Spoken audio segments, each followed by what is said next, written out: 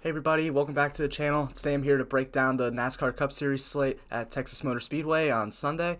This is a big weekend for racing. 3 races at Texas Motor Speedway. We had the Xfinity Series in the afternoon on Saturday, the Truck Series in the afternoon on Saturday, and the Cup on Sunday.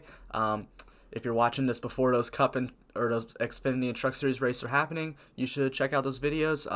They'll on the channel. I'll put them up in the corner for them to check them out. But if it's Sunday morning and you watch this video, those races already happened, so there's no point in that, and you watching those. If you want to get more of my content, you should subscribe to my Patreon. It's only $10 a month for all 3 NASCAR series, Cup, Xfinity, and Trucks. You'll get these spreadsheets, cheat sheets with all these driver stats, all these team stats. We have day and night stats. We have just stats based on this year. Everything's ranked out. Then you also get what each driver needs to do to pay off their salaries of both DraftKings and FanDuel, and then you have projections for both DraftKings and FanDuel as well. Those are for all 3 series. Well, not FanDuel for Xfinity and Trucks because FanDuel doesn't do those, but all 3 series, you'll get that along with an article for each race every week. My GPP exposures, my Cash Core 4, and my tier rankings, and you'll have access to the Discord channel. So if you're into all of that, you should subscribe to that. I'll put the link in the description below. If you want to follow me on social media, my Twitter is @DFSNateLane and my Instagram is @NateLane_. I will also put those in the description below. I'm really active on Twitter talking about just sports in general, not just NASCAR, all sports, all DFS, all fantasy football, all that kind of stuff. If you're interested in more than just NASCAR, you should also stick around for my NBA content that'll start in like 2 weeks. I mean, NBA's coming back. I'm so excited. It's almost here. So yeah, that comes out. Will start coming back out again daily. I'm really excited for NBA to be back. And then of course NFL when that gets started up this year, and college football if that happens, and college basketball if that happens. So we'll see. But I'm very big into those as well, and I'll be making content for those too. Make sure to leave a like, leave that thumbs up, subscribe to the channel, leave a comment, turn on notification bells, let me know how these videos are going. All that stuff really, really helps me out, helps me grow this channel. And we've been growing pretty solidly recently. I just want to keep it up. So thank you guys for all the support. And I think we'll get into a driver-by-driver breakdown.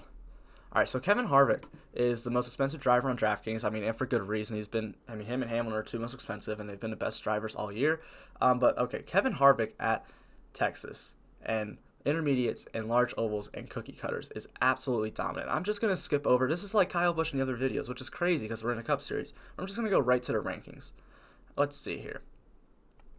Driver average finish at Texas, intermediates and large ovals. First in all of them. First in the average positions for all of those tracks. First in driver rating for all those tracks. Last 5 races, he does have the best average finish in NASCAR. He has the 4th best average position and the 3rd best driver rating. We're not going to go through teams as much, but day and night, intermediate tracks, best average finish position and driver rating. Day and night cookie cutter tracks, best at all 3 again.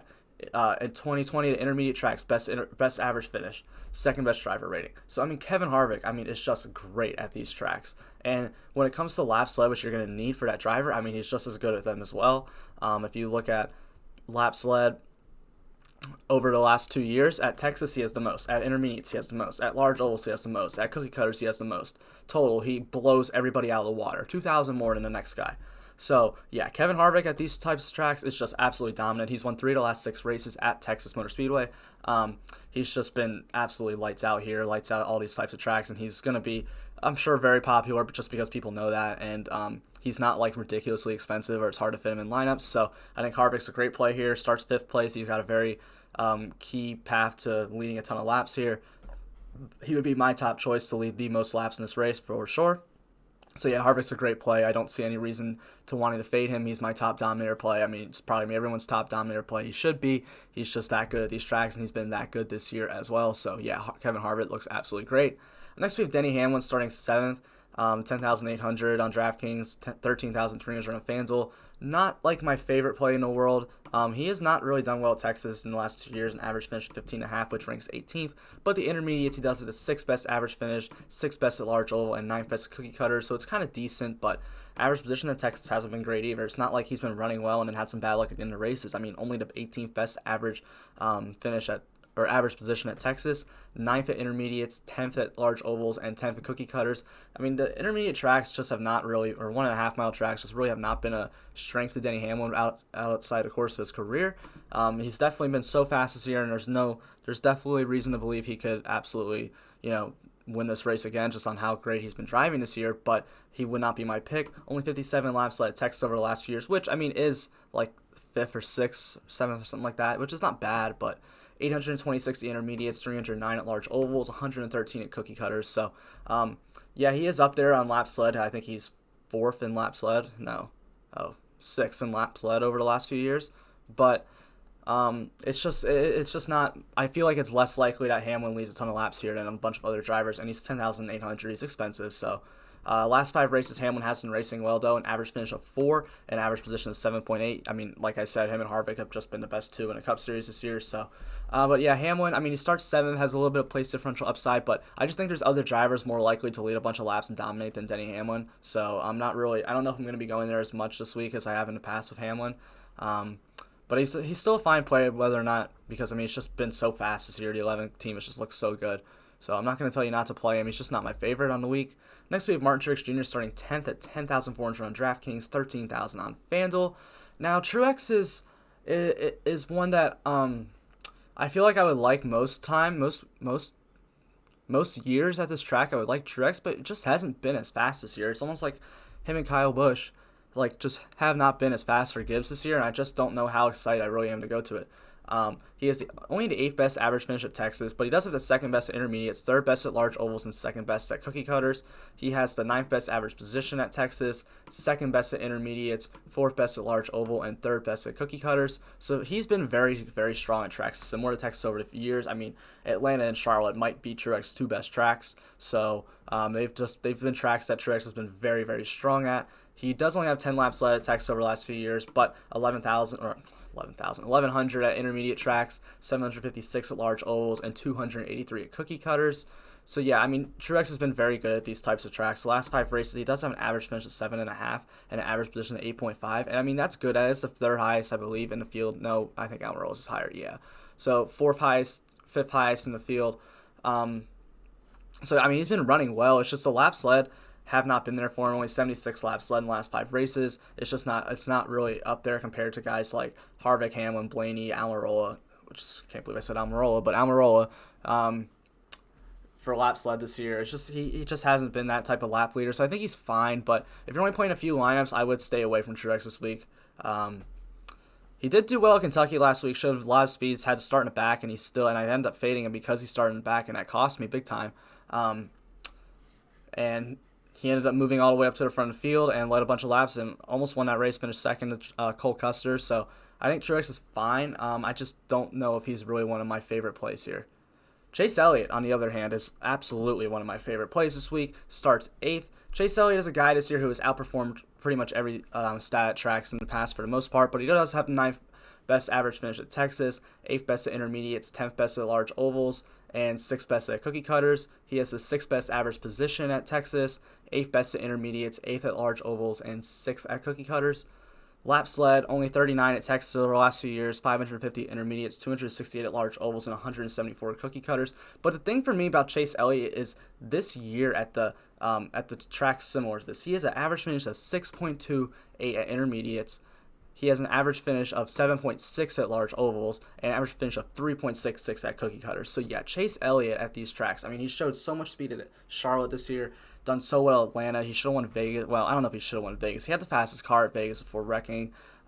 So these type of tracks have just suited Chase Elliott this year, and I think he's in line for another really good race. He should definitely get a top 5 at least. But I mean, he's always got lap with upside because he is Chase Elliott. That car's been really fast this year. He's been very consistent this year. So I do like Chase a good bit this week. I think he has potential to win the whole thing and lead a bunch of laps. I don't know if he's my second favorite dominator play. We'll get to that in a minute, but I think he might be up there as my 3rd favorite driver to lead the most laps this week. So yeah, I do like Chase Elliott a good bit. Up next, we have Brad Keselowski starting 6th place for 9,700 on DraftKings and 10,800 on FanDuel. Keselowski, Texas hasn't been the best track to him, only the 12th best average finish at Texas, but he does, at the track similar to it, I mean, he's been just great. fourth best average finish at intermediates, as well as the fourth at large ovals and fourth at cookie cutters, but he does only have the 13th best average position at Texas, fifth best at intermediates, seventh best at large ovals, and eighth best at cookie cutters. But the thing for me about Brad Keselowski, for me, is he just doesn't seem to, especially this year, has not really led a ton of laps.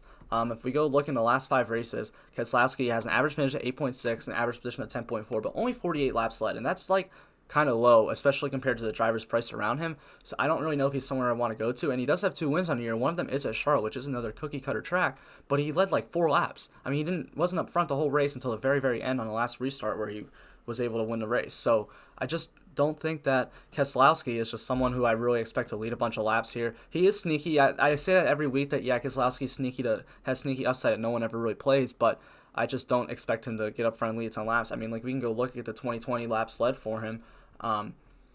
He has 154 laps led in 2020 intermediates, and I mean, that's a big number, but like 1, 2, 3, 4, 5, 6 drivers, 6 drivers more than 154 laps led. So I mean, that's just intermediates. When we come to laps led at the large ovals, he only has 66, which is even lower than the other one, and then at the cookie cutters, he only has 26, which is the track he won at. So it's just Keselowski just doesn't jump out to me as someone who really could lead a ton of laps here. I mean, he always has the upside to do so. We've seen him do it. We saw him do it at Darlington this year, which is not a track that's like this, but he led a bunch of laps at that track. So it could happen. If he was on the front row, I'd feel way more comfortable about it, but starting 6th, just not something I'm really interested in. But he is going to be a low-owned guy who has sneaky upside. Up next, we have Joey Logano, starting 9th at 9,500 on DraftKings and 11,500 on FanDuel. I think Logano is another decent play. Like Keselowski, I'm just not really too excited to get to him, especially the way he's been running recently. Logano, I mean, has just been struggling, it seems like. I mean, just the cars haven't looked fast. He's had some bad finishes, but he does have the 5th best average finish at Texas, 5th at intermediates, 8th at large ovals, and 10th at cookie cutters, 2nd best average position at Texas, 3rd at intermediates, 3rd at large ovals, and 4th at cookie cutters. So, I mean, he's been good at these types of tracks. It's just this year, Logano just has not been running as well. In the last 5 races, Logano's only an average finish of 12.5 and an average position of 9.33. So, I mean, the average position's pretty good, but it's not really what I'm looking. It's not great, especially with the 12.5 average finish. I mean, it's only 3 spots less. So, I just don't. I don't think Logano has been running very well, and only 52 laps led, and those laps led came when he was starting on the pole. So, well, not all of them, but a lot of them did.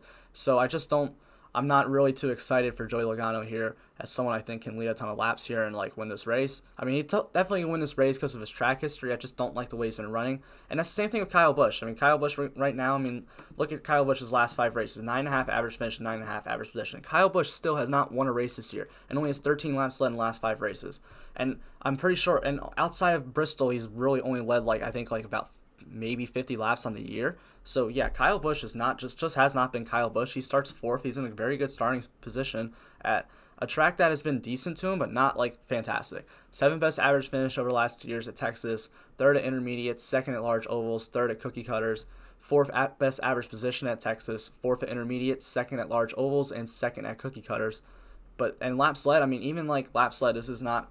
Well, no, it is. Kyle Busch, 200 laps led at Texas over the last few years, 1,416 at intermediates over the last 2 years, 1,034 at large ovals, 672 at cookie cutters, 2nd most total.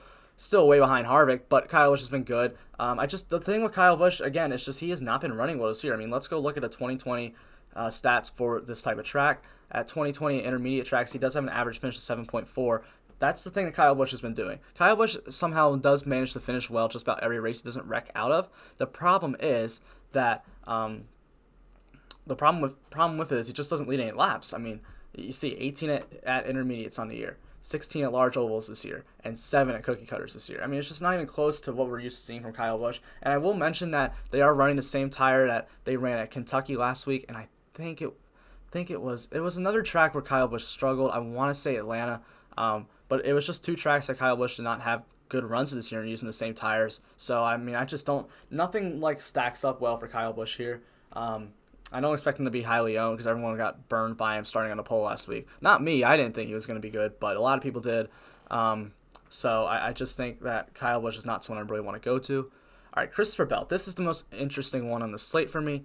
Christopher Bell starts 33rd, and which we've been seeing, the past few weeks, but DraftKings finally decided not to price him at $11K. So he's at 91K, and I mean he's actually been doing decently in that 11K price range. So he's gonna be chalk. I mean he's gonna be ultra chalk this week. He's gonna be so chalky just because he's been running so well. But I mean, in all honesty, it's not like he's run well at these tracks this year. I know he really hasn't started running well until as of late, but still, only the 19th best average finish at intermediates, which is a very small sample size for Christopher Bell because it's just this year, but it still has been like super impressive. 16th at large ovals and 20th at cookie cutters. 20th best average position at intermediates, 18th at large ovals, and 19th at cookie cutters. The thing that really has Christopher Bell going this week is the last 5 races. He has an average finish of 7.75. So yeah, he's been running really good. None of the tracks in that time frame outside of Kentucky have been very much like this race or like this track. So it's tough for me to make a call on Christopher Bell, but I mean he's not gonna hurt you. Like he only has ways to go up at 9100. Like it's not where he was at 11K where you really need a top 5 or top 10 to pay off. No, I mean Christopher Bell needs a top 15 now, which I think is very much in the cards. But I do think he's gonna be chalky, and if there's one way to really get different this week, it's probably to pivot off Christopher Bell. In my opinion, I really like him. I like the upside there, but I do see a lot of paths for him to fail here. And especially if everybody wanting to play him, I don't think he's like a lock. Like if he was at 8,100, then yeah, I think he'd be a lock. But 9,100 still to me really isn't a lock button on DraftKings. But I do think he is a very good play, and I'm not going to tell anybody not to play him. But there is definitely ways to pivot off of him, and the guy to pivot off him, in my opinion, is probably going to be Jimmie Johnson. This has been one of Johnson's best tracks historically. Past few years, I mean, none of the tracks have really looked great for him, but I mean, you can see he does have the 9th best average finish at Texas, which is way better than his average is at the other tracks similar to it. So it does show me that Texas has been a good track for him. He has won a race here since they repaved. I believe he won the first repaved race at Texas 3 years ago. So he has found ways to success here. So, I mean, that's pretty much, I mean, there's nothing like about Jimmie Johnson that like really sticks off the page to me. It's just, I know he's hungry for a win, and he was running really well. He was in the top 5 in Kentucky last week, had a car to possibly win the race, and he really wrecked himself. Keselowski didn't wreck him, but, yeah, he wrecked out of that one. Well, he didn't wreck out, but he spun out not long to go, and it got him sent to the back, and that was really it. So I think Johnson has speed. I mean, Hendrick's shown speed this year, and I think he's a good pivot off Bell. I don't expect him to be nowhere near as highly owned as Christopher Bell, and you can just pay like 100 less for Jimmie Johnson. So it's just, I mean, there's not everything's going to tell you Christopher Bell is the better play for sure, and I'm not saying just play Jimmie Johnson, don't play Christopher Bell. No, I'm saying Christopher Bell is going to be probably double the ownership of Jimmie Johnson this week, and getting leverage on the field would be to play Jimmie Johnson. And Johnson, there's definitely paths where Johnson outscores Christopher Bell in this race. Definitely. I mean, he's in a much better car. He's a much better driver historically. So like there's just so many paths for Johnson to pay this off. And we saw him able to have a top 5 run, which we hadn't seen in a while, but he showed his speed last week, and it was at a track similar to Texas. So I think Johnson is a very, very sneaky play here, and I think he's a good pivot off of someone like Bell. Someone else I would say is a pivot off Bell, but I don't really know if he's going to be a pivot is Ryan Blaney, because I think Ryan Blaney is just going to be chalky. Because this is the other guy I said when I was talking about Chase Elliott, my second favorite dominator play. I mean, like, he's 8,900, and he starts second. He's been so good at 1.5s. We'll get into that, especially this year. But he does have the 2nd best average finish at Texas, 9th best at intermediates, 7th best at large ovals, 5th best at cookie cutters. He has the 7th best average position at Texas, 7th best at intermediates, 6th best at large ovals, and 7th best at cookie cutters. So yeah, Ryan Blaney, really good at this track and these types of tracks. 85 laps over last year's at Texas, 400 intermediates, 311 at large ovals, and 132 at cookie cutters. In the last 5 races, Ryan Blaney's an average finish of 10.75, which isn't fantastic, and an average position at 8.25. But in the last 5 races outside of Kentucky, like, we've been going to tracks where Ryan Blaney sucks at. And now we're going back to like his strengths of something like Texas, and I just really like what's stacking up for him. He's in a prime position to lead a bunch of early laps. The thing I want to show you is the tracks similar this year. Intermediate tracks, Ryan Blaney's an average finish at 8.375 this year, an average position at 8.211, and 165 laps led. It's 5th most in the field, but he does have a prime starting position, and that 12 car has been very fast this year. An average finish of 4 at large ovals, and an average position of 6.34 at large ovals, and 76 laps led there. And at cookie cutters, an average finish of 3.33, an average position of 7.93, and 45 laps led. So yeah, Ryan Blaney's done very, very well at tracks similar this year. Had a good run in Atlanta, Charlotte, finished second. He finished, I think, top 5 in both races. I know he was in the optimal lineup in both races for sure at Charlotte, and I know he finished second in the second one, but the other one I believe was a top 5. Should have won Vegas if it wasn't for a caution in the race. So yeah, just tracks very similar to this. He ran well at Kentucky last week, got a top 5 car. So yeah, Ryan Blaney, great play in my opinion. I think he's going to be popular, but I don't think he's going to be like too popular like Christopher Bell, where it's like someone you might have to start consider fading. But he is going to be decently popular. I think he's a good play. Now here's a real pivot off of Christopher Bell. And I know everyone's going to go, ugh, gross. But Erik Jones at 8,600, starting 23rd. Yeah, Erik Jones has burned a lot of people recently. It just seems like he's either wrecking or he's finishing top 5. And that's a hard guy to want to play, in my opinion. But he's finally got priced up. Like, remember when he was 6,000 and everyone, like, you had to play him starting where he started because of the upside of who he's a really good driver and he's in a really fast car. So the upside was so much there. But now at 8,600, I think people are just going to want to play Blaney or going to want to play Bell. So I just don't think that Erik Jones is going to be that popular this week. And honestly, that's when Erik Jones has done well for me. In the past, my successes playing Erik Jones on DraftKings has been the weeks where he's not been priced up or where he's not been popular. But chalky Erik Jones always seems to bone me or seems to screw me over. But yeah, Erik Jones, starting 23rd, I think could be a very, very good play. He has the 3rd best average finish at Texas. I mean, he's done very, very well here in the past. He's been competing for wins here in the past. So, like, this is a track where he succeeds at. And it does seem like Erik Jones, always looking at numbers, and Erik Jones always seems to have succeeded pretty well at tracks. Well, yeah, but this year's just been wrecking in every freaking race. It's ridiculous. Intermediate tracks, 10th best average finish, 9th best at large ovals, 8th best at cookie cutters. He has the 5th best average position at Texas, 10th best at intermediates, 9th best at large ovals, and 9th best at cookie cutters. And if you recall, in some of these races, Atlanta, he had a top 10 run before tire went down. He had a top 5 run at Charlotte at a 600 before late caution, had a bad pit stop. So it's just, I mean, he's had good runs at tracks very similar to this. Kentucky was weird. He was bad last week. I was surprised. Track he's been very, very good in the past, and he just sucked. So hopefully that doesn't happen again, but I mean, I guess that could. I'm not saying like Erik Jones is a lock play, but I don't think he's going to be that highly owned, and he starts towards the back, and he has upside. So he's someone I'm interested in. I'm going to play him again for sure. I mean, it always seems like I always end up playing a good bit of Erik Jones, and it's probably screwed me over a lot this year. But he has good numbers at these tracks, decent lap led numbers. The last 5 races, Erik Jones, yeah, they're not going to look pretty. Average finish of 15.33 and an average position of 14.33 with 0 laps led. So yeah, that's a little bit of a problem for me, but I know Erik Jones is top 10 upside here. And if we look at the intermediate tracks on the year, an average finish of 14.28, an average position of 14.4, large ovals, average position of 14.33, average position of 14.5, and at the cookie cutters, an average finish of 11 and an average position of 13.9. So yeah, I think Erik Jones is fine. Not someone I'm like, saying, oh, you gotta lock Erik Jones in. Don't ever do that. I've learned that the hard way. But I think he has upside, and I don't think it's gonna be as highly owned as he's been in the past. And like I said, I'm telling you, chalk Erik Jones like always fails, unless it was that one Pocono race where you start like dead last. So outside of that, I mean, I think this might be a week that Erik Jones actually pays off. Alex Bowman starting 12th at 8,400 on DraftKings, 10,300 on FanDuel. I think Bowman's an interesting play because Bowman's successes, especially this year at these tracks, that's really just what I want to go to, is this year at tracks similar to this, Alex Bowman has just been insane. I mean, do we remember Auto Club when he just dominated the entire race? He has an average finish at intermediates of 12.75, but an average position at 7.0375 and 366 laps led. That's second most behind Harvick. When we come to large ovals, he has 325 laps led. That's the most in the field. When we go to cookie cutter tracks, 215 laps led. That's also the most in the field. So Bowman this year at these types of tracks has just been insanely, insanely good. I mean, we saw him dominate Auto Club.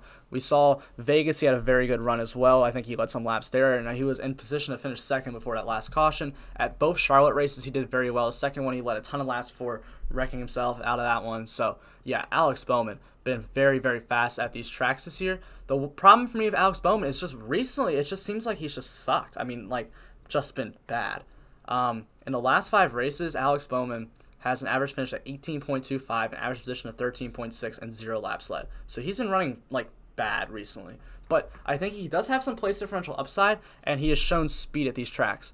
But the one track he didn't really show a ton of speed at was Atlanta, which is similar, which scares me because that's the most recent like track that's really similar to these that we've had, to Texas that we've had, and he didn't run too well there. So I think it's a little bit scary for me to really want to go to Alex Bowman, but at the same time, I know he's had so much speed there, and I definitely want some of him. But yeah, I mean, he's been interesting this year. Matt DiBenedetto, 8,300 on DraftKings, 8,400 on FanDuel, starting 11th. A guy I don't really look at the past stats because he's in so much better equipment now. But in the last 5 races, DiBenedetto has an average finish of 11 and an average position of 10.6 and 1 lap led, which that's really not what we're going for at that price. But yeah, I think DiBenedetto could get upside and finish like top 7, top 8, and he should be able to at least hang around that position the way he's been running this year. Let's go look at his stats at these tracks this year. He has an average finish of 12.44 at intermediates and an average position of 13.37.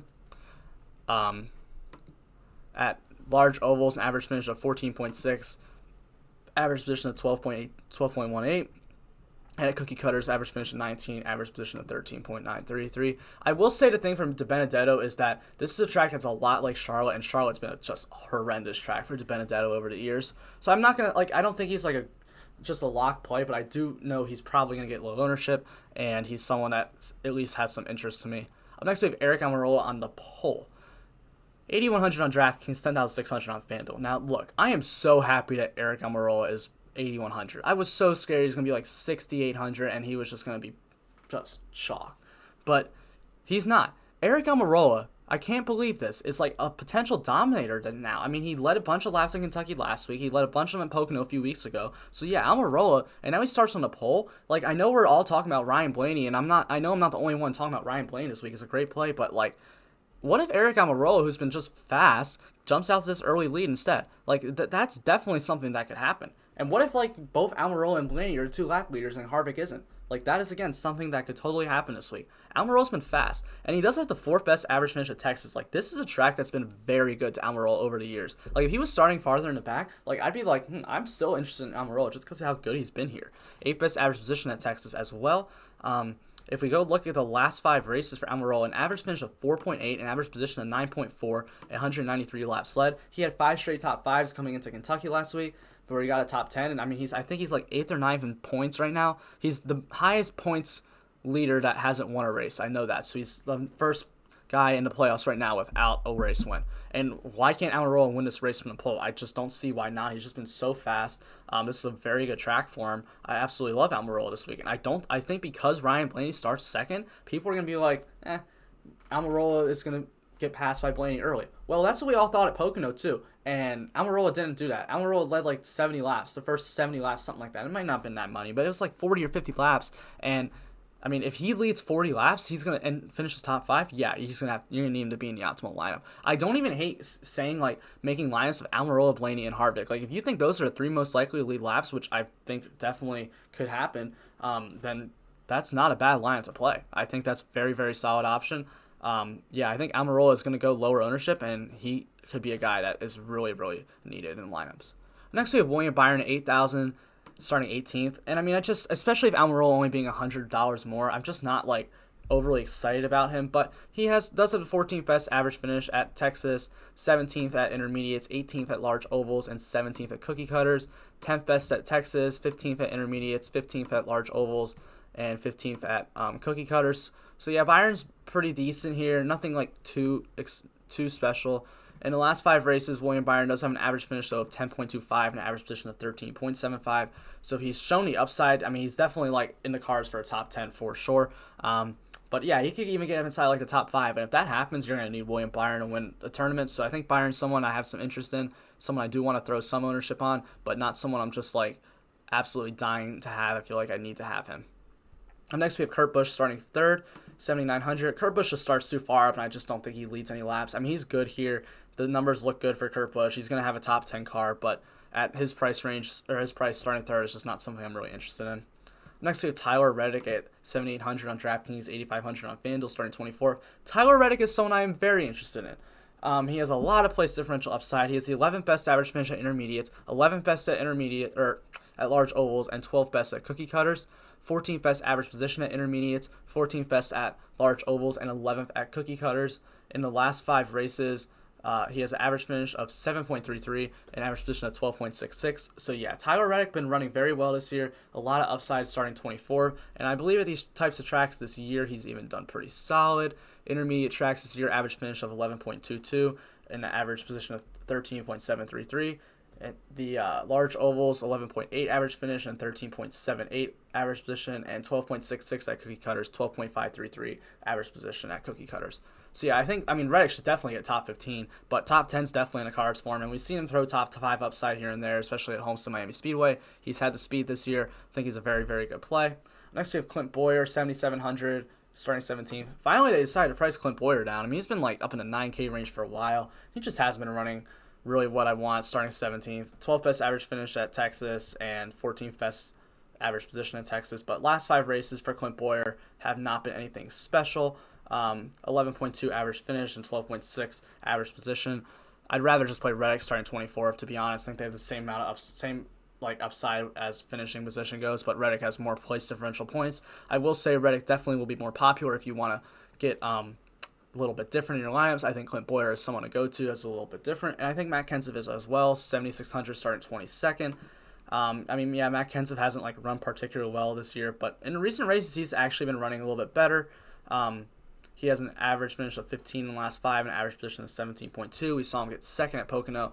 He did get second at Pocono because literally all the top tier drivers wrecked in that race, but I think he's fine. I think he's a decent play. I don't think he's anything completely special, but if you want to pivot off Tyler Reddick, I think Kenseth's a fine pivot. Next we have Cole Custer, starting 19th for 7,400. Cole Custer won at Kentucky last week. Oh my god. I only watched the last 10 laps of that race. I was busy and I only got to watch those laps, and I was just like, are you kidding me? Cole Custer just freaking won.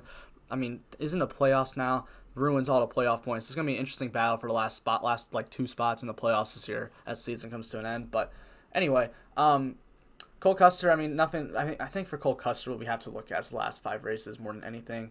And he's been running well. Average finish of 12.2 and an average position of 16.6. And it's not like DraftKings priced him up a lot. He starts 19th, and I think that's going to make people not want to play him. But, I mean, we've seen him have 2 top 10s in the last, 3 races. So, had one at Pocono and he won at Kentucky. So, I think he's interesting upside. I don't think he's a great player or anything. He's not starting super far back like he has in the past where we've been, ooh, Cole Custer is good. And he's 7,400 now, which is the most expensive he's been all year. But I think he has some upside, and I think he's going to be low owned, and I wouldn't hate throwing Cole Custer into some lineups. Ricky Stenhouse Jr. starts way too high for me at 7,200 at track he just has not been good at. Ricky Stenhouse Jr. just really hasn't been good this year, to be honest. Last 5 races, average finish of 20.25 and average position of 19.5. Same thing for me. Bubba hasn't been he starts 12th, I believe. Average finish of 18.2, average position of 19.6. He actually starts 14th. I know that. So yeah, Bubba and Stenhouse, I mean, they're going to be low owned, but I'm not going to play either of them. But Austin Dillon is someone I am very interested in playing. Austin Dillon is by far my favorite player in this tier. I think this is where you're really going to start finding value plays, and Austin Dillon by far my favorite guy here. Starts 21st. I mean, over the course of his career, he's got good numbers here. 15th best average finish at Texas and 16th best average position. But the thing I really like about Austin Dillon this year is let's go look at his stats at these type of tracks on this year only. Austin Dillon, 12.44 average finish at intermediates and an average position of 14.15. Average finish of 14 at large ovals, average position of 12.9, and an average finish of 11 at cookie cutters, and an average position of 11.53. To pay off his salary, just the 5x his salary, he needs a top 15. Well, Austin Dillon has top 10 upside, and that's something that I just really want to play. If I can get top 10 upside 6,900 on DraftKings, that is something I just want to play as much as I can. I think he should at least be able to get a top 15 just on the way he's been running this year alone. So I do think that Austin Dillon is very, very good play. Ty Dillon, though, I'm not excited. He's too expensive for starting 30th, and he's just not been good this year. I mean, let's go look at the last 5 races for Ty Dillon. He has an average finish of 21.4 and average position of 22.2. That's not going to do it for me at that price. But Michael McDowell has an average finish. Let me say it again. Michael McDowell has an average finish of 13.5 in the last 5 races. I mean, it's out of nowhere. He's having the best year of his career. And, I mean, he got priced up finally. I mean, DraftKings just been disrespecting him. But now he's priced up starting 34th. And I don't think people are going to... He's definitely not going to be as chalky as he has been. He's still going to be popular, but I just don't think he's going to be as popular as he has been. And it makes me want to play him. I mean, I'm not expecting him to finish 13th, but he should finish in the top 20 and starting 34th. That will pay off that salary. And he needs a top 22 just to 5 exit, and based on the way he's been running, that shouldn't even be a problem. Next, we have Daniel Suarez. I don't play Daniel Suarez. I never will. Ryan Newman, or this year at least. Ryan Newman, 6,300, starting 15th. I mean, he needs one spot to gain one spot to pay off that salary. I think he's fine. I just don't see a ton of upside. I mean, yeah, he can get up inside the top 10, but it's just not something I'm really, really excited about. Corey LaJoie, 6,100, starting 36. I think people are going to want to play him because they see that 36 starting position. But on FanDuel, though, Corey LaJoie is like a lock in my opinion. He needs a top 30 to pay off that salary, and I mean he should definitely exceed that. So yeah, but Corey LaJoie on DraftKings at 6,100. I mean, I think it's thin. He needs like a top 26, I believe, to pay it off, which could happen, but I just don't see him getting any higher than that. So Corey LaJoie is not really someone I'm really interested in going to. I'd rather go John Hunter Nemechek, who only needs a top 21 to pay off that salary, and he has numbers where, average finish of 21 at Texas. He has a race at Texas in the Cup Series? Okay, I didn't even know that. Average finish of 19.22 at intermediates, average finish of 19.6 at large ovals, and average finish of 18.25 at cookie cutter tracks. So, I mean, yeah, top 21's in the cards for him. So I think John Hunter Nemechek at that price is very solid. If you want to play like Austin Dillon and John Hunter Nemechek in lineups, I think those are good value plays to play. Or pivot off one of them like McDowell or Newman. I think those are all very solid options. Chris Buescher starts 16th. This is not a track that's been very, very solid to him over the course of his career. And he starts too high for me. And Ryan Preece, he's 5,600, but he's also Ryan Preece. I mean, I expect him to finish somewhere between 20 and 25th, and that's not going to do it for us. I'd just rather play $400 more for John Hunter Nemechek. And then you got the rest of these guys down here. Sorensen, Hill, Yaley, Poole, Gase, Galding, Houff, and Smithley. Don't play any of them. They're not good. They're not good. They're not going to do anything for you. I guarantee that's not going to work out for you unless it's just a wreck fest, and Texas usually isn't like that. So that's really all I got for this race. I hope you guys really enjoyed the video. Make sure to leave a thumbs up, leave a comment, subscribe to the channel. Make sure to follow me on social media. I'll put the link in the description below. And thank you guys so much for watching. I hope you guys have a great weekend. I hope you guys win some money.